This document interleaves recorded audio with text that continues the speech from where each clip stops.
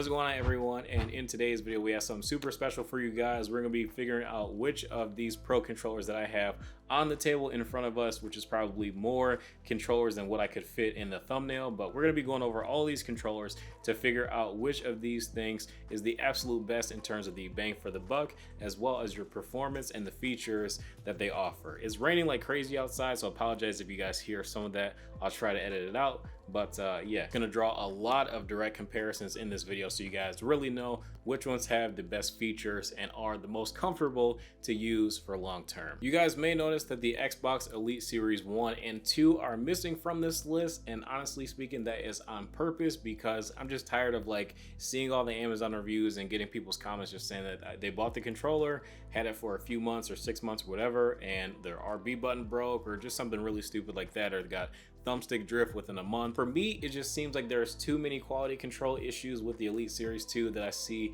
in the user reviews on pretty much every single retailer that you check. You look at the reviews, you'll see a ton of things you probably won't like.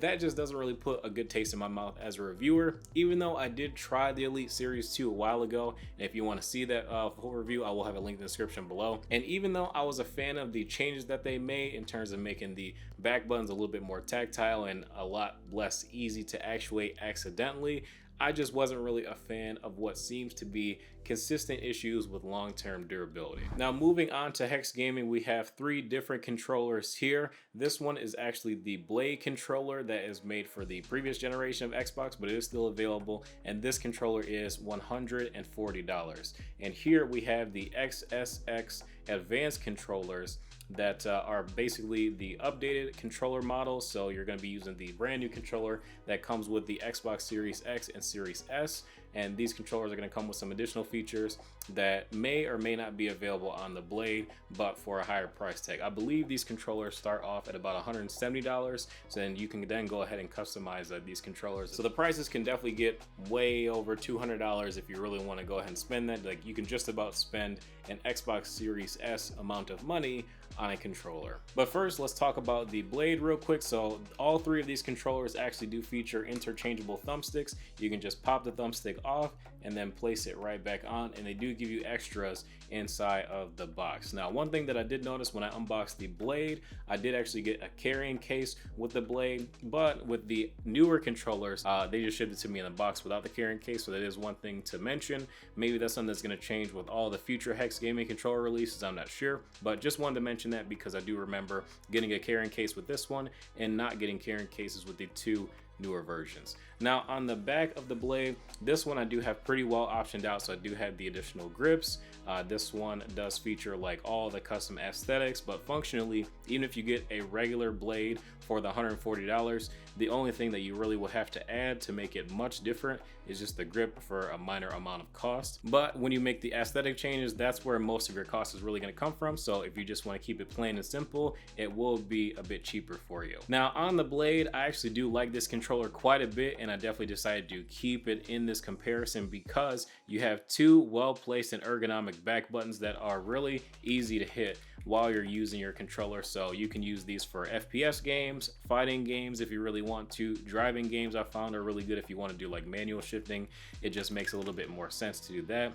This one does still feature the micro USB, and it is not the updated USB Type-C like it is on the newer controllers. You do have USB Type-C because they're using the newer models of the Xbox controllers. More or less, I do like this one because over the new version, you do have 4 paddles on the back of the advanced version of the controller, but on the older one, you have the 2 buttons, and you do have these regular trigger stops as well that are really easy to actuate and also turn off. So with the Blade, you get slightly more functionality that you will actually have to option for on the advanced controller. On the advanced controller, since you do have these 4 back buttons that are also very well placed, you do have this grip here that's very nice to use, and I do actually really like it, but you can also opt for these grips that have a slightly more rubberized texture, but not really. This is definitely still plastic, but for some reason it feels like it's slightly rubberized. And then you do have the trigger stops that you can activate on the outside of the controller as well. So you can choose to use the full range of motion, or you can choose to go ahead and use the trigger stop where you get the half press. Since this one does have the 4 paddles, they don't include the trigger stop here anymore, which is one reason to get the Blade over the Advanced controller if you would prefer to have trigger stops and 2 back buttons instead of 4 back buttons. So that's one thing that I noticed. But otherwise, using these controllers, obviously since you're getting the newer Xbox controller, you get the newer Elite style D-pad, whereas on the older Blade you just get the regular style D-pad. So that could be a pro or a con for you. I actually really do enjoy using the newer D-pad, so I do prefer this new D-pad to the old one. But this one, there's nothing really wrong with it. This is going to be fine for most games and FPS, but if you play fighting games, you might appreciate going with this D-pad a bit more. Now, as far as the ergonomics of the controllers, I'm actually going to go ahead and place the Hex gaming controllers at the top of the list for most ergonomic to use controllers without accidentally actuating the back buttons at all. These definitely feel the most comfortable to use as far as ergonomics to hit these back buttons very easily, and also change the thumbsticks to be either taller or shorter, concave or convex. They give you extras in the box. I typically like to use the taller concave options, and I've been having a really good time using Hex gaming controllers for the past 12 months. Next up, we have this controller from Turtle Beach. This controller is only $60, and it does include some pretty unique features that you probably won't see on any of the other controllers on this list. So this controller does come with this little DAC and EQ type thing on the front of the controller that you can use to control chat volume. You can use to control your game volume. You can also change the different sound modes. There's 4 sound modes, so there's like a regular, there's a bass boosted, a bass and treble boosted, as well as a vocal sound mode, which personally, like, these are a little gimmicky, but maybe if you really like the way that the sound modes are in Turtle Beach headsets and you decide to swap off of a Turtle Beach headset, you might want to try these out if you do miss having that little bit of control and being able to swap those game modes on the fly while you're playing games. Pretty nice chat controls and volume controls for your game and chat volume on Xbox. This controller is wired, where the Hex controllers are official Xbox controllers, so those are wireless. But I do want to mention you guys that this one is wired, and you will have to have this USB Type-C plug in at all times to be able to use the controller. But this one is very comfortable to use. I do find that it's really ergonomic. The grips on the sides are very good as well. This controller does feature mic monitoring as well, so if you are going to go ahead and plug your headset directly into it, you can use mic monitoring on this controller, but that is a feature that's built into Xbox anyway, so you don't really need to use it on this controller. But it's kind of interesting that it includes it for some reason. But anyways, that's one little marketing thing that Turtle Beach does, because technically you can use mic monitoring on any headset on Xbox. But for the back buttons, you do have these 2 very ergonomically placed back buttons that are really easy to actuate as well, and I do like the way that they feel. They are very perfectly placed, and I would say these are equally as good as the buttons on the Hex gaming controllers, but this one does not feature any kind of trigger stops at all. And I do actually really like the fact that these buttons are textured as well. But this controller is about $60, and I think that for the price, if you just ignore the whole DAC capabilities, which is kind of the point of getting it, but I'm just saying if you ignore the DAC, you do still have a really solid controller for the price. But unfortunately, even though this one is $60 and does include those really nice features, the Turtle Beach controller does have some pretty stiff competition from the likes of PowerA, because PowerA does have a few of these different controllers available. This one is the older Spectra controller, but the base of this controller is just the enhanced controller platform. So you have 2 levels of trigger stops on this controller. Really good for FPS games if you like to use those trigger stops. And you also have 2 programmable paddles, or buttons I should say, on the back of the controller, so these are really useful as well, and also pretty easy to hit. The Turtle Beaches are a little bit wider, so I would say that they are a little bit easier to hit compared to the PowerA, but this is still really good to use, and this controller can actually be either $20 cheaper or even $30 cheaper than this controller as well, because this controller is $60. I've seen the enhanced controllers as low as $30 or even $25. So if you look out for the sales on Amazon and whatnot, you can get this controller very cheaply, because more or less you're going to be ignoring the features of this DAC and whatnot that gives you like different sound modes and all that stuff that I really don't use that much, because typically I just have my Astros plugged directly into my Xbox. This controller is good, but if you want the same features for less money, the PowerA really has your back, because it's just so much cheaper, unless you get the RGB version. Then it's around like 50-60 bucks, and you can get the RGB glowing and all that crazy stuff. But as far as budget controllers, these are going to be your two best budget options if you want to spend well under $100 or even under $50 on new controllers, because I'm sure this Turtle Beach controller is going to be going on sale at some point for the holidays. So look out for this one if you prefer to have a little bit higher build quality and these rubberized grips on the side, because I do really enjoy these rubberized grips, and that is something that the PowerA does not have. Like, you have just like a regular cheap plastic on the bottom, and then you have a soft touch material on the top, which is pretty nice, but it's not as premium as the rubberized grip on the Recon controller. And again, both of those controllers are wired, so keep that in mind. And since we're still talking about wired controllers, let's talk about the PowerA Fusion Pro 2, which is a little bit more expensive than the Spectra controllers. This one is about $80 or $90, but it still does go on sale occasionally. Has been updated with some new features from the Xbox One. So you do have like the share button here, you have your mic mute button and volume button there, and then this one does feature interchangeable sticks and also a removable faceplate. So you're going to pop off, well, magnets are stronger on this one, but you're going to pop off the faceplate on this controller, and you can swap out the thumbsticks as well. This controller does come with a carrying case that does house another faceplate that is in black, so you have either black or white options built in right there with just buying the one controller, which is kind of nice. You can mix and match the themes that you like. And then you also have other thumbsticks that are included inside of that carrying case. So I just have the longest thumbsticks on. One thing that is pretty standout about the Fusion Pro 2 is that this one does feature a bit more standout thumbstick smoothness. Like, these thumbsticks are incredibly smooth. If you look at the previous controllers that I was taking a look at, those thumbsticks were smooth, but more or less they were largely the same as just a regular Xbox controller. Now, the Fusion Pro does still have that same trigger stop system where you have two different levels. So you have a half press and then like a much shorter press, just like the Spectra controller as well. So that is pretty similar. And if that's all you need, and if you only need 2 back buttons as opposed to 4, which is optional on this controller, but I typically only like to use 2, and I actually move the bottom paddles to the top 2 slots, and then that just makes it a bit more ergonomic for me to be able to reach the paddles that I need. But you can use up to 4 paddles on this controller, so that is optional to use, and you can also move them around so that you get the paddle design that you prefer.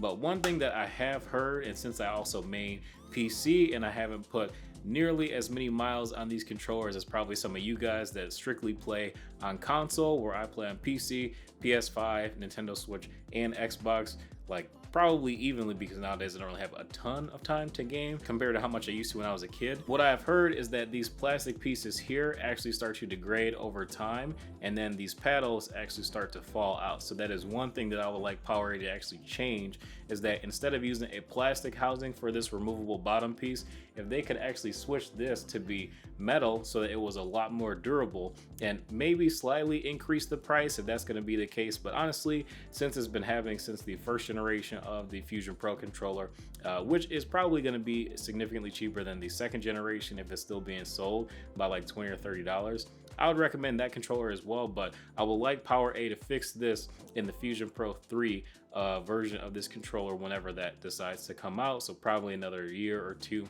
for that. But I would like to see this module updated to preserve the longevity of the controller, because even though PowerA does give you, I believe, like a 1 or 2 year warranty, it's not really something that you want to deal with, and we want these controllers to last as long as possible. But this controller is $90, and it does offer a lot of elite features for the price, but we would like to see the build quality and durability go up even more, especially when it comes to this back paddle module. But it does also feature these rubberized grips on the side, which I do like quite a bit. It is pretty nice and comfortable to use, and for the most part, before a lot of these newer controllers came out over the past year or so, I actually mained the original PowerA Fusion Pro for a couple of years, up until these newer controllers started to show up and I started to experiment a little bit more. But this one, it does have the updated USB Type-C, and I do like to use it from time to time with these incredibly smooth thumbsticks. This one I will have to give an award for having the smoothest thumbsticks out of the few, and I have had minimal issues with mine from the past, but again,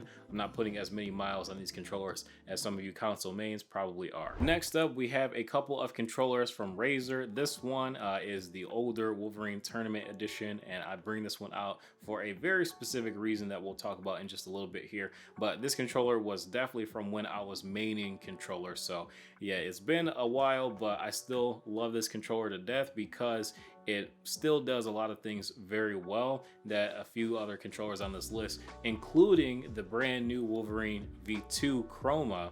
I don't know why they picked this long freaking name, but it is what it is. But yeah, this controller is nice. It does have a completely different form factor from anything else on this list, so it will give you a pretty unique feel if you're looking for something that's not similar to other Xbox controllers at all. If you just want something that's a little bit wider and maybe somewhat reminiscent of a PlayStation controller by having these shorter and stubbier grips, but they're wider as well, and significantly wider than a PlayStation, which is pretty interesting if you're talking about like a PS4 or PS3.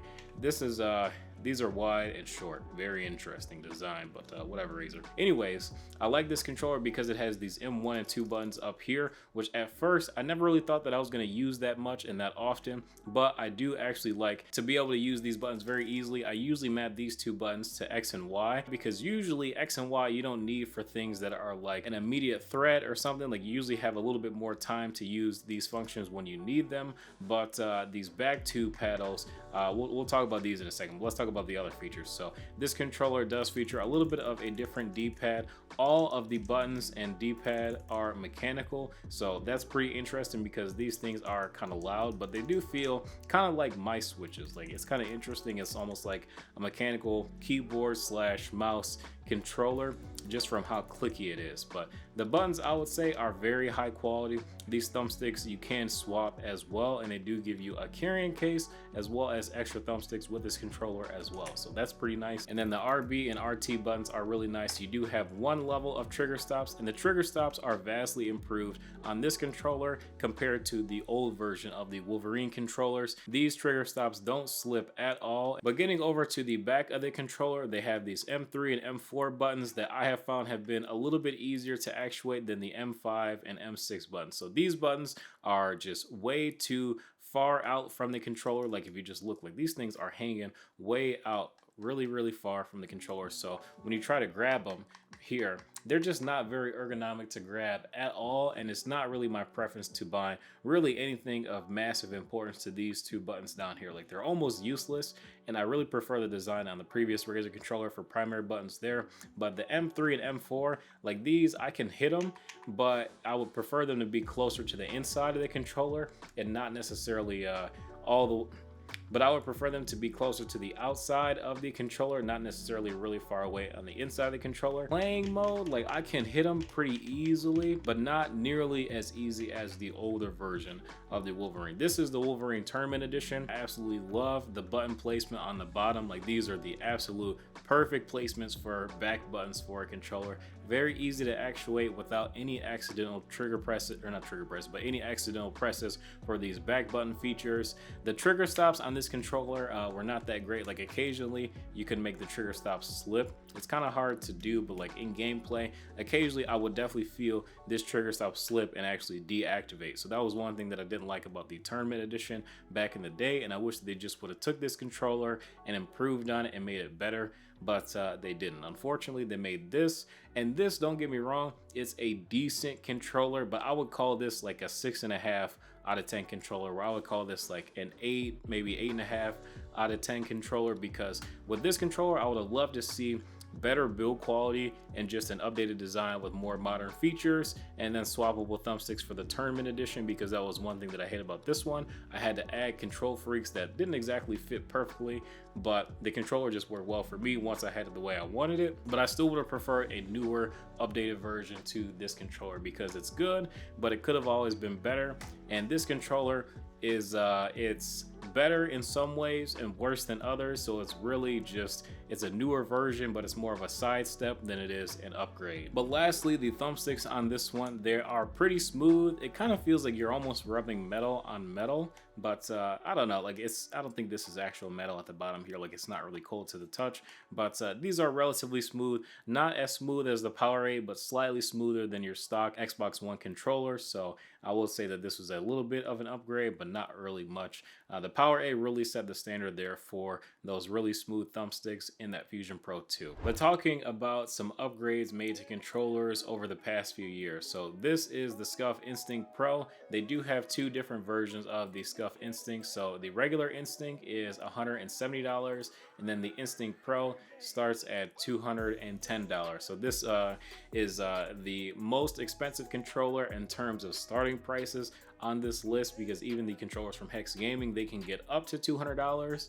and well beyond, but they don't start at $210. So that's a pretty huge difference between those Hex Gaming controllers, and this one is just the starting prices. But this controller does offer unique features that the Hex Gaming controllers don't, because those will be the most comparable in terms of going for a full custom controller compared to another full custom controller, where during the middle of this video we talked about some cheaper options that you can get that are just pre-built from big brands and manufacturers and stuff like that. Where Scuf, they also use genuine Microsoft controllers, but these things are heavily modified. But let's start off with some major improvements for Scuf. So number one, they changed the back button design. So now instead of back paddles that break very easily and mess up and they're really expensive to replace, now you have integrated back buttons. So I find that these outer buttons are actually the easiest buttons to use. So I typically map my primary functions that I need to use in a bind or in a pinch to these outer buttons, and then these two buttons here, you can hit them. They're not the easiest to hit, but they're not horrible either, but these are easier to hit than the inner paddles that typically would have been right here from the Scufs for the Xbox controllers of old. Then you also do have a really nice grip on the outsides too. Like this is a very nice rubberized grip that I like quite a bit. And then the thumbstick design has been updated, and this has been wearing very well for me. Like it hasn't worn at all since I got it, and I've been playing a lot more Xbox, just playing Forza and whatnot, and also a little bit of Halo here and there, but I usually play Halo on PC. But using this controller for a lot of Forza has been really fun, and I have enjoyed the smoothness of the thumbsticks as well as the newer thumbstick design, because the old Scuf thumbsticks would actually degrade and break over time, so you had to replace them all the time. It was absolutely terrible. I genuinely hated it, and I'm really glad that they changed the design for these thumbsticks to not be so horrible on your wallet. But as far as the thumbstick smoothness, the smoothness is very good on these thumbsticks as well. So you do want to keep that in mind, that this is a lot more comparable to the PowerA controllers than really any other controller on this list. Now getting to what makes the Instinct Pro special compared to the regular version of the Instinct is actually to do with these micro switches that they have built into the triggers, where basically you can either have a full press of the trigger, or you can have a very short actuation and almost mouse click feeling switch that is basically going to give you an instant response in your game. So you're going to have the best input lag when it comes to aiming and shooting, because you're not traveling nearly as much, and if you need to do repeated shots very quickly, you should be able to with this controller. And there's nothing else on this list that has this specific feature, where you have this very minimal amount of trigger press for the actuation of the trigger. So this is going to give you the best competitive advantage when it comes to first-person shooter games, but unfortunately with the buttons on the back, they are kind of ergonomic, but not necessarily the most ergonomic. Like these are fairly easy to hit. Like I will give them like an 8 out of 10 rating as far as easiness to hit for the outside buttons. The inside buttons, on the other hand, these you can kind of hit, but it just feels really awkward, and I feel like these inside buttons are near useless to me when it comes to using this controller in comparison to some of the Hex Gaming controllers, where those buttons I find much easier to hit when it comes to these top two buttons. So the bottom buttons I can hit very easily, the top buttons I can hit very easily as well, and they have good travel, and I just find it very easy to use those buttons at the top or the bottom, where with the Instinct, using these two buttons again is nearly useless. So if you are buying this, just know that you will definitely be primarily using these outside buttons here on the back and the triggers I do find to be very nice. Now don't get me wrong, the travel is so short, it's going to take a pretty long adjustment period. Like you're probably going to need like a week or so to adjust to the lack of trigger movement, but again, this is a very unique feature that is exclusive to the Scuf for now, and I would love to see this type of feature come to other less expensive controllers. Now to be honest, Hex Gaming does have a very similar feature on their PlayStation 5 controller that I did check out before, but the problem with that is that you can't unactivate that feature. It's on all the time, so more or less you just lose the ability to play anything else that's really not a first-person shooter, which for a nearly $300 controller on the PlayStation side is not really acceptable. And that's why the Scuf implementation on the Xbox version of this controller is such a great idea, because you can turn it on and you can turn it off. Now this part of the video is going to be the TLDW. If you just don't have time to watch the entire video, this is probably the part where you should pay the most attention, because this is where I'm going to do direct comparisons to my favorite controllers out of the bunch. All 4 of these controllers are my recommendations for their specific price ranges and feature set, and I think that these are going to give you the best bang for your buck for the amount of money that you spend compared to the features that you get. So my favorite controller, if I had to pick one controller out of this entire list, is probably going to be the Hex Gaming controller, because I like the fact that I can either turn on or off the trigger stop, and it is the most ergonomic in terms of the way that the back buttons are placed, because it gives me access to use all 4 of these back buttons, but that doesn't mean that I have to use them. And if you honestly speaking aren't going to use them, I would say if you don't mind, use a USB micro to charge your controller or plug in your controller, then maybe check out the Hex Blade. But since I can use USB-C and a rechargeable battery in this controller that unfortunately is not included, but I wish that it was, I love the feel of these back buttons the most out of all the controllers, because I can hit all 4 of these buttons the easiest out of any of these controllers. And the fact that I can either choose to use the trigger stops or not use the trigger stops at all, I do like the fact that I have the ability to do so very easily with the touch of a button. And these rubberized grips on the side are very good as well, and they don't really make me sweat at all either, so I always have a great grip on the controller. Some feedback: I would like to see some anti-friction rings added to the outside of these rings for the thumbsticks, but the thumbsticks are pretty good, more or less again the same as a regular Xbox controller. The D-pad is just the same as a regular Xbox controller. The buttons, I love the aesthetic of them, but it's nothing special. They aren't mechanical like the Razer, but they feel normal like you know, pretty much any other Xbox buttons. And again, it does have removable and swappable thumbsticks to change the height, and also change if you want concave or convex. This one is my favorite out of the bunch.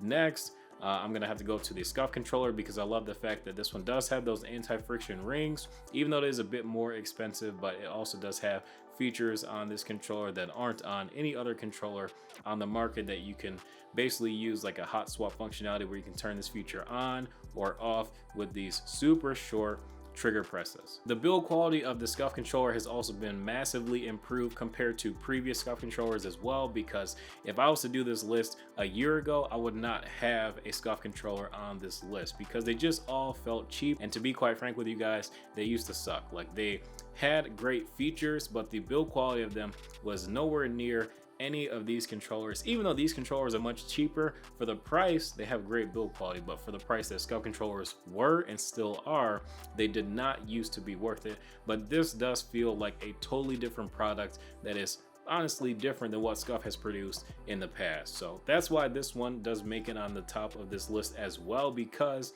it is a very good product in terms of the build quality and in terms of the feature set. So it's both of them, not just one, and not just because it's a Scuf, because I could care less who makes the controller. This one lands in second place for me. The Hex Gaming is number 1. And third and fourth place, I'm gonna have to share this spot, just because PowerA is really killing it in the budget game, where you can spend under $100 or even under $50 and get controllers with pro grade features. So like having these trigger stops with 2 stages, not just one, but 2 stage trigger stops, where you have a half press and then also shorter than a half press, that these controllers don't even offer.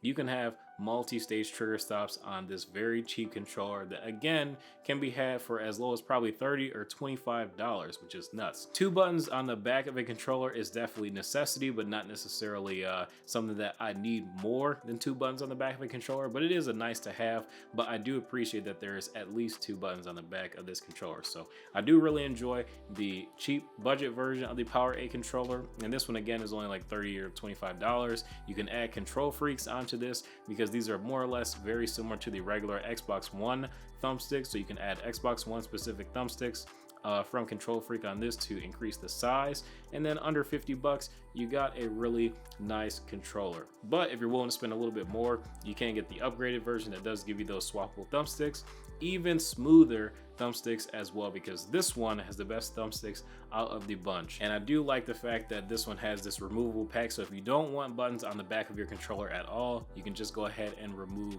this little pack right here, and you don't have to worry about having those buttons on the back of the controller. But that's gonna be it for this video. If you guys enjoyed, feel free to drop a like and subscribe to the channel if you're new as well. I will have all of the controllers that we took a look at in this video in the description below, and I'm gonna put the top 4 controllers in order at the top so you guys can quickly see which controllers I thought were the best, and you know, the rest of them on this list, you know, they'll just be in there. So thank you guys for watching. If you have any other questions concerning these controllers, I will also have full reviews to most of these controllers, but this will probably count for my full review for the Hex gaming controller and also the Turtle Beach controller, just because I just didn't have a ton of time to review those things. But yeah, I don't know, this is almost like an award show, because like the PowerA had the best thumbsticks, the Scuf had the best triggers, the Hex Gamer was just like the best overall, and the cheaper PowerA is just the best for the price. So yeah, you can also view it as like a tier list-ish / best controller